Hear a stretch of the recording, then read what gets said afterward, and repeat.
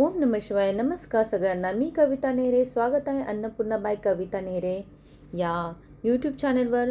आज आपण बनवणार आहोत एकदम गावाकडचा सुगंध, ताकदीचा अर्क आणि पारंपरिक महाराष्ट्रीयन चव घेऊन येणारी खास रेसिपी कुळथाची शेंगोळे.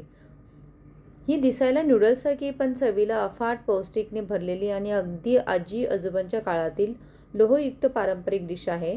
यासाठी लागणारे इंग्रेडियंट्स आहे कुळथाचे पीठ, सुक्या लाल मिरच्या, लसूण, जिरे, हिंग, मीठ, शेंगदाण्याचं कूट आणि तडकेसाठी तेल. चला तर सुरुवात करूया. सर्वात प्रथम मसाला बनवूया. जिरे घेऊया 1 ते 2 चमचा. लसूण आणि जिरे जास्त घ्यायचे आणि लाल मिरच्या असतात त्या घेऊया.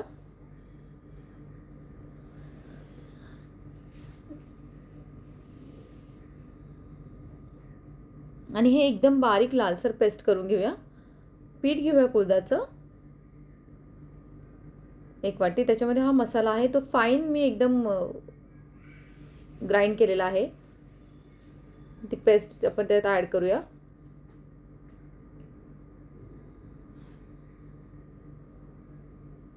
आणि ती मी छान मिक्स करायचं. त्याच्यामध्ये चवीप्रमाणे मीठ ॲड करा आणि हे अगदी मिक्स करून घ्यायचं हलक्या हाताने. आणि हे पीठ मळताना खूप मऊही नसावं आणि खूप जाडही नसावं. मळताना हाताला थोडंसं तेल लावून मळायचं. थोडं थोडं पाणी घालत घट्ट पीठ तयार करा. ही कुळथाची शेंगोळीची मुख्य तयारी आहे. हे पीठ असं घट्टसर झालं पाहिजे बघा. चला आता आपण सुरुवात करूया शेंगोळे बनायचे 2 पद्धतीने. यामध्ये तुम्ही डायरेक्ट हातावर एक गोळा घेऊन त्याच्यामध्ये तुम्ही डायरेक्ट बनवू शकतात. जुन्या बायकांना हे जमायचं, पण आताच्या नवीन मुलींना हे जमत नाही, तर मी 2 पद्धती सांगणार हे बनवण्याचं. ह्या पद्धतीने हे बनवून बघा.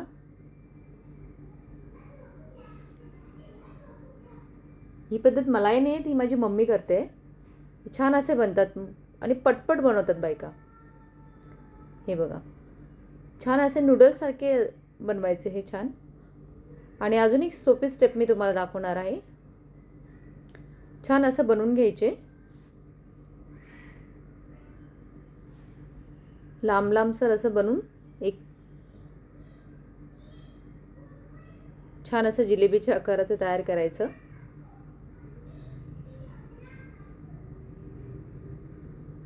एक सारखे असे पातळ करायचं जेणेकरून ते शिजल्यानंतर छान लागतं.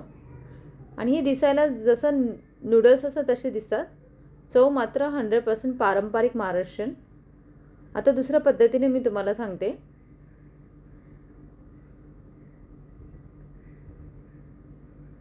ज्यांना पहिल्या स्टेप पद्धतीने नसेल ते ह्या पद्धतीने सोप्या पद्धतीने करू शकतात. छान असं लांब असं ओळून घ्यायच्या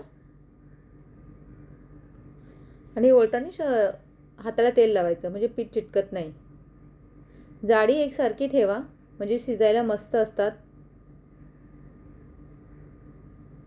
हात ओले किंवा तेलकट ठेवले तर शेंगोळे तुटत नाही.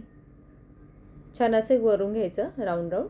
असे सगळ्या पिठाचे आपण असे वेटोळे करून घ्यायचे छान असे गोलसर. आणि एकसारखी एकदम ठेवायची त्याची जाडी.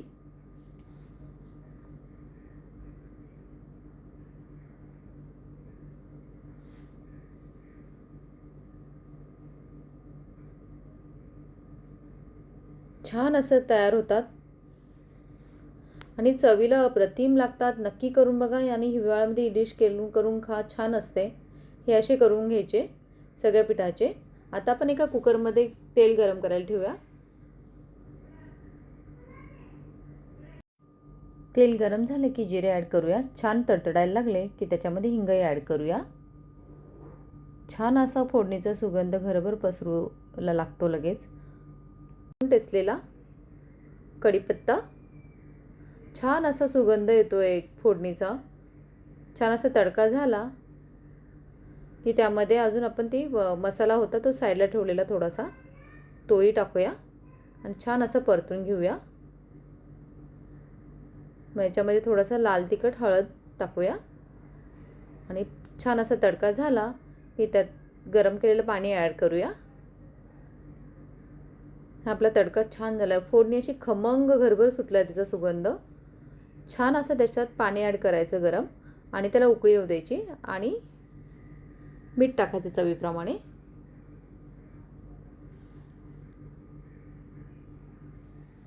आणि या पाण्याला चांगली अशी उकळी येऊ द्यायची.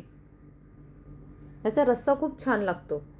हे अशा मी सगळे शेंगोळे ओळून घेतलेले आहे बघा परातीमध्ये. पाण्याला उकळी आली आणि त्याच्यामध्ये स्टेप बाय स्टेप एक एक सोडत जायचे आणि याला छान अशी उकळी येऊ द्यायची. हे 10 ते 15 मिनटं शिजवून द्यायची छान.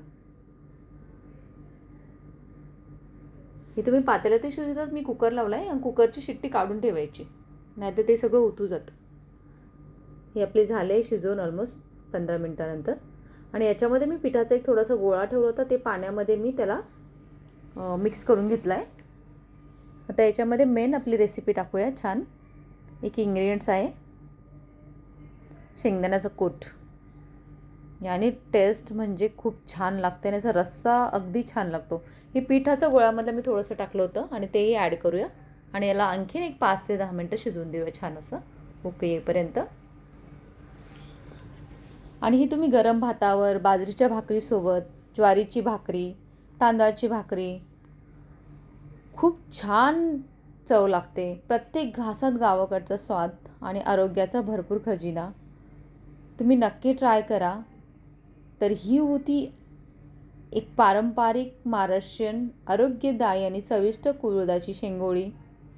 कुळदाची शेंगोळी रेसिपी. ही रेसिपी जर तुम्हाला आवडली असेल तर लाईक करा, फुकट आहे. शेअर करा, कितीही करू शकतात. आणि हो, जर तुम्ही नवीन असाल तर माझ्या चॅनलला अन्नपूर्णा बाय कविता नेहरेला सबस्क्राईब करायला विसरू नका.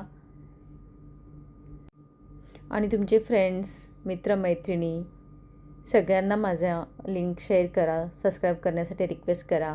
आणि हो, मी नेहमी बोलते, जेवण बनवणं ही एक पोट भरण्याची गोष्ट नसून ती एक कला आहे आणि हीच कला सगळ्यांनी जपावी म्हणून तुमच्यासाठी मी घेऊन येते अगदी सोप्या पद्धतीत घरगुती रेसिपी, जेणेकरून तुम्ही सगळेजण अगदी व्यवस्थित स्टेप बाय स्टेप बघितलं तर सगळेजण ही कला जपू शकतात. आणि हो, चला पुन्हा भेटूया पुढच्या रेसिपीमध्ये आणखी नवीन चवीसोबत. तोपर्यंत ओम नमः शिवाय. धन्यवाद.